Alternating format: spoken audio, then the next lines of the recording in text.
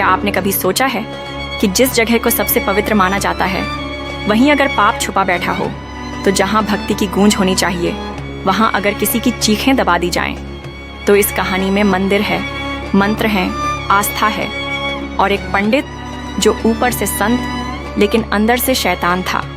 एक ऐसा दरिंदा जो महिलाओं की मजबूरी और मासूमियत का फायदा उठाकर अपनी हवस का शिकार बनाता था, जिस पर गांव वाले आंख मूंद कर भरोसा करते थे। लेकिन उसी भरोसे के पीछे दबी थी एक खौफनाक सच्चाई। बरसों से मंदिर के पीछे एक रहस्य दबा था, और जब वह राज खुला तो सिर्फ गांव नहीं, इंसानियत भी कांप उठी। मंदिर की चौखट के पीछे छुपा वो पाप जो सालों तक पूजा की आड़ में पलता रहा। गांव के सिरे पर एक पुराना मंदिर था, शांत, पवित्र और लोगों की आस्था का केंद्र। उसी मंदिर के पीछे एक कमरा था जो बाहर से तो बेहद साधारण दिखता, लेकिन अंदर उससे कहीं ज्यादा खौफनाक था। यहीं रहता था पंडित राम प्रसाद, 70-75 साल का एक बूढ़ा, जिसकी आंखों में एक अजीब सी चमक थी और बोलचाल में ऐसी मिठास कि लोग बरबस उसकी ओर खींचे चले आते। गांव वाले उसे नेक, विद्वान और साधु मानते थे। महिलाएं उससे प्रसाद लेने जाती और वह कहता, यह प्रसाद तुम्हारी सारी तकलीफें दूर कर देगा। पर असली सच्चाई यह थी कि यह प्रसाद दरअसल उसकी हवस का बहाना था। वह औरतों की भावनाओं से खेलता, उनकी कमजोरियों को समझता और फिर उनकी आबरू को अपनी हवस की भेंट चढ़ा देता। वह इतना शातिर था कि कभी किसी ने उस पर शक तक नहीं किया। गांव में उसकी छवि एक धार्मिक और आदर्श इंसान की बनी हुई थी, लेकिन उसके कमरे की दीवारों के पीछे छुपी थी एक स्याह हकीकत जो किसी ने देखी नहीं, पर कुछ चेहरों पर उसकी परछाई जरूर दिखती थी। उसी गांव में एक लड़की रहती थी, सविता। सविता एक गरीब किसान की बेटी थी, लेकिन उसकी आंखों में सपने थे और दिल में जज्बा, मासूमियत उसकी पहचान थी। वह विजय नाम के एक सीधे साधे दुकानदार से मोहब्बत करती थी, जिसकी दुकान गांव के बीचों बीच थी। विजय की ईमानदारी और मेहनत ने उसे गांव में पसंदीदा बना दिया था। सविता और विजय की प्रेम कहानी बरगद के पेड़ के नीचे और खेतों के किनारे परवान चढ़ रही थी। लेकिन सविता के पिता मनोहर लाल इस रिश्ते के सख्त खिलाफ थे। उनका मानना था कि एक अमीर घराने में बेटी की शादी करके वे अपने परिवार को गरीबी से बाहर निकाल सकते हैं। तभी एक दिन सविता की माँ लक्ष्मी ने कहा, पंडित जी के पास जा बेटी, उनका प्रसाद चमत्कारी है। अगर दिल की बात कहेगी तो वह कोई राह जरूर निकाल देंगे। सविता को यह बात हजम नहीं हुई। उसे पंडित पर कभी विश्वास नहीं रहा। गांव में कई औरतों को लेकर कान्हा फूंसी थी जो उसके पास गई, और लौटते वक्त उनके चेहरे पर चुप्पी का अजीब साया दिखा, पर किसी ने कभी कुछ खुलकर नहीं कहा। लक्ष्मी की जिद के आगे सविता को झुकना पड़ा, और यहीं से वह कदम उठा जिसने उसकी जिंदगी की दिशा ही बदल दी। बरसात के एक दिन सविता मंदिर की तरफ चली। उसने नीली साड़ी पहनी थी जो उसकी खूबसूरती को और निखार रही थी। बरसात की बूंदें उसके चेहरे पर गिर रही थीं और उसका दिल धक धक कर रहा था। मंदिर के पास राम प्रसाद अपने कमरे में बैठा था। उसने सविता को देखते ही मुस्कुराकर इस्तकबाल किया। आओ बेटी, क्या परेशानी है? उसकी आवाज में अजीब सी मिठास थी। सविता ने हिचकिचाते हुए अपनी कहानी सुनाई। उसने बताया कि वह विजय से मोहब्बत करती है, लेकिन उसके वालिद इस रिश्ते के खिलाफ हैं। राम प्रसाद ने सर हिलाया और कहा, यह तो बहुत छोटी सी बात है सविता। मेरा प्रसाद तेरी जिंदगी बदल देगा। यह ले, और इसके लिए तुझे मेरी बात माननी होगी।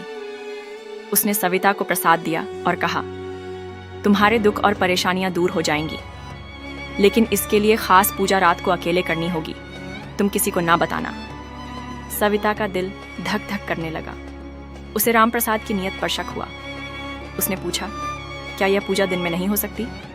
राम प्रसाद ने हंसते हुए कहा, बेटी, जादू रात को ही होता है। तुम फिक्र ना करो, मैं तेरा भला ही चाहता हूँ। सविता घर वापस आई, लेकिन उसका दिल बेचैन था। उसने विजय से बरगद के पेड़ के नीचे मुलाकात की और सारी बात बताई। विजय गुस्से से भर गया। उसने कहा, सविता, ये पंडित कोई अच्छा आदमी नहीं है। गांव में उसके बारे में बातें चलती हैं। तुम उसके पास वापस नहीं जाओगी। लेकिन सविता ने कहा, विजय, अगर हम उसे बेनकाब ना करेंगे तो वह औरतों को अपनी चालों में फंसाता रहेगा।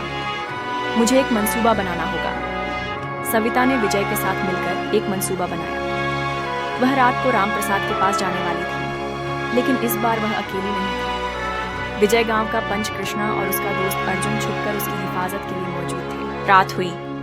सविता ने अपनी माँ से छुपकर मंदिर की तरफ कदम बढ़ाए।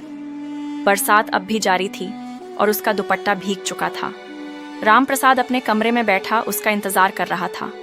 उसने सविता को देखकर मुस्कुराते हुए कहा, आओ सविता, आज तेरी मोहब्बत का ख्वाब सच होगा।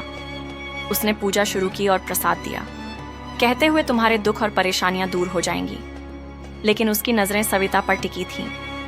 जैसे ही वह सविता के करीब आया और उसका हाथ पकड़ने की कोशिश की, सविता ने जोर से चिल्लाया, ये क्या कर रहे हो पंडित जी? उसी लम्हे विजय, कृष्णा और अर्जुन कमरे में दाखिल हुए। रामप्रसाद घबरा गया। उसने भागने की कोशिश की, लेकिन गांव वालों ने उसे पकड़ लिया। सविता ने सबको रामप्रसाद की असलियत बताई कि वह प्रसाद के बहाने औरतों को धोखा देता था। गांव वालों ने उसे सजा दी और गांव से निकाल दिया। सविता की हिम्मत की कहानी गांव में मशहूर हो गई। सविता के वालिद मनोहर लाल ने भी विजय से उसकी शादी कबूल कर ली। 1 साल बाद सविता और विजय की शादी हुई। शादी के दिन विजय ने सविता के हाथ में एक चांदी का कंगन पहनाया, जो मोहब्बत का बंधन था, ना कि किसी पंडित की चालाकी का। सविता ने घर संभाला और गांव की औरतों को सिलाई और कढ़ाई सिखाने लगी।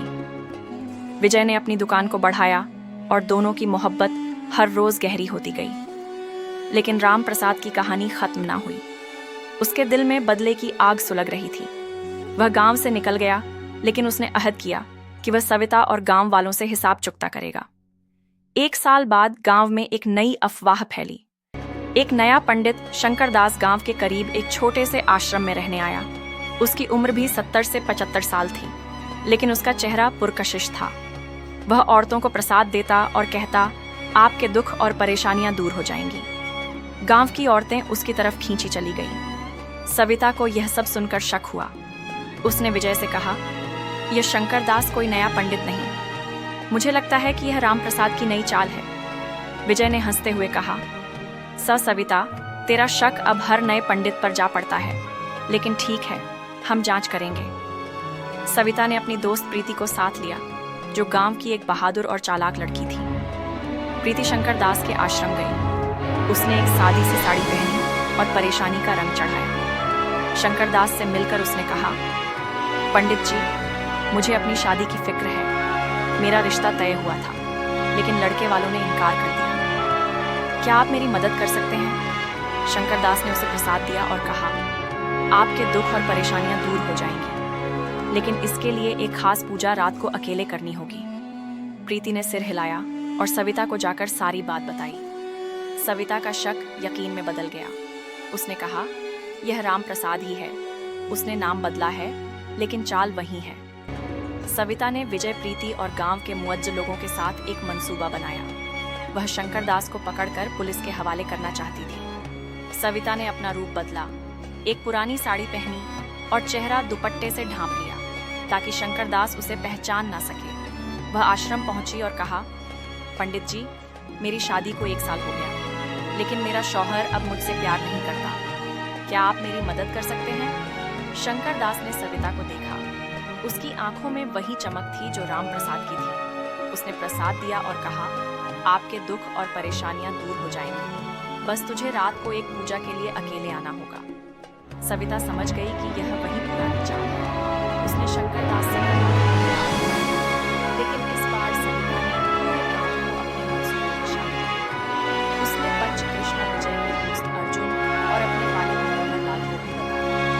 रात में शंकरदास अपने आश्रम में सविता का इंतजार कर रहा था। जब सविता आई, उसने पत्र उठाया।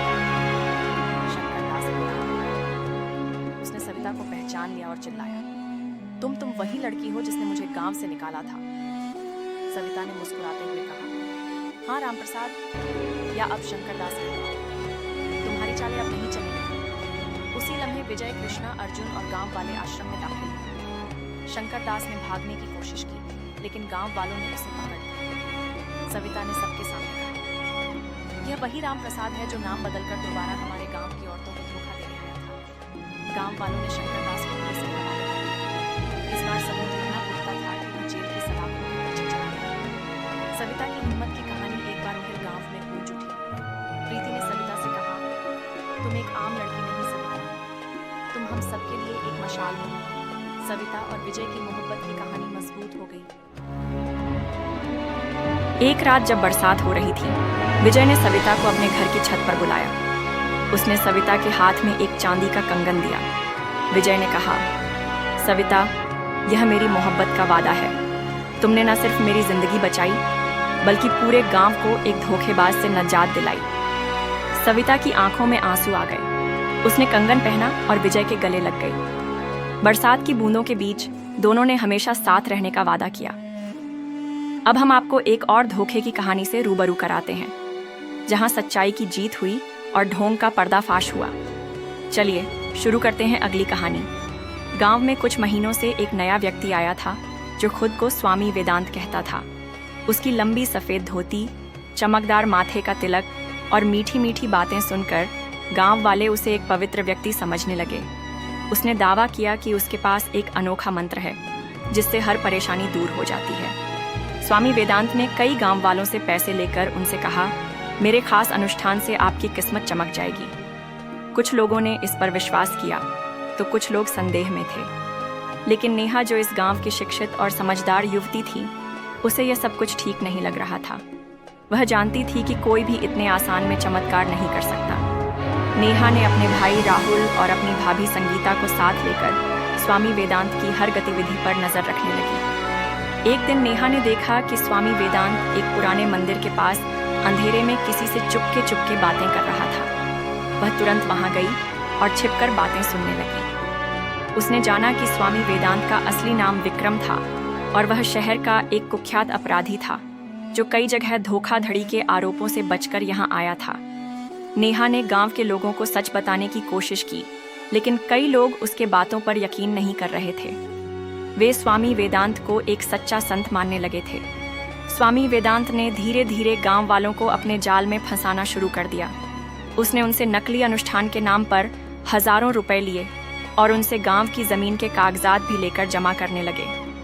स्वामी की चालाकी इतनी थी कि उसने गांव के बुजुर्ग और रसूखदार लोगों को भी प्रभावित कर लिया था। इसके कारण गांव में उसके खिलाफ आवाज उठाना मुश्किल हो गया था। एक दिन नेहा ने अपनी भाभी संगीता के साथ योजना बनाई। उन्होंने गांव के कुछ युवा भाइयों के साथ मिलकर स्वामी के झूठ का पर्दाफाश करने की ठानी। नेहा और उसके साथियों ने स्वामी की झोपड़ी के आसपास छुपकर उसकी हर हरकत रिकॉर्ड की। उन्होंने सुना कि स्वामी अपने गैंग के लोगों से पैसे और जमीनों के सौदे कर रहा था। फिर एक रात नेहा और राहुल ने स्वामी के झूठ का सबूत लेकर गांव के पंचायत में उसका सामना किया। गांव वाले पहले तो हक्के बक्के रह गए, लेकिन जब नेहा ने वीडियो दिखाए और साक्ष्य रखे तो सबको सच का एहसास हुआ। स्वामी वेदांत ने गुस्से में आकर नेहा पर हमला करवा दिया, लेकिन गांव के जवानों ने समय रहते नेहा की मदद की। इस घटना से गांव में स्वामी के खिलाफ गुस्सा और बढ़ गया। पुलिस को सूचित करने के बाद स्वामी वेदांत को गिरफ्तार कर लिया गया। जांच में पता चला कि वह कई राज्यों में धोखाधड़ी और जमीन हड़पने के मामले में वांछित था। स्वामी के जाने के बाद गांव में फिर से शांति छा गई।